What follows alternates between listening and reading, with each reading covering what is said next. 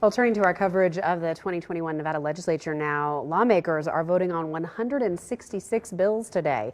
It's the last day to pass most of them out of their second house. Lawmakers have until midnight to pass the bills, or they die unless they get an exemption.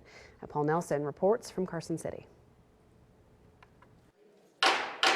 A marathon of a day is underway for legislators. They're voting on more than 160 bills between the Senate and Assembly. Today's the day where big decisions have to be made. Well, unfortunately, it's going to be long into the night, I'm sure. Senate Democrats passed AB 286 on a 12-9 party line vote.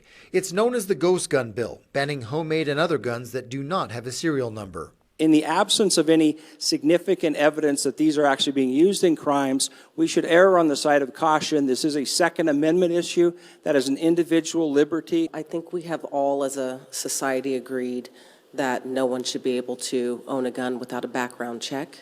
And this bill brings us a bit closer to that ideal. That bill has an amendment making an exception to firearms if they were built before 1969.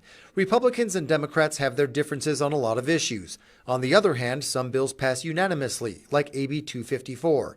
That allows college athletes to be compensated for their name, image, or likeness. This is the do or die time. So time to get the bill on the floor, take a vote. You'll see some partisan votes, you'll see some mixed votes, a lot of unanimous votes, and that's just how this process goes. Some bills will remain because of exceptions or fiscal notes. Some of those will get hearings as early as tomorrow, including one that discusses rental assistance. Especially those parties that are caught up in evictions. We're still really concerned about making sure people stay housed, and we know that eviction process is a hard one. All those ones that we've talked about, election bills, gun bills, some of those, the healthcare policy bills are still exempt, some of those.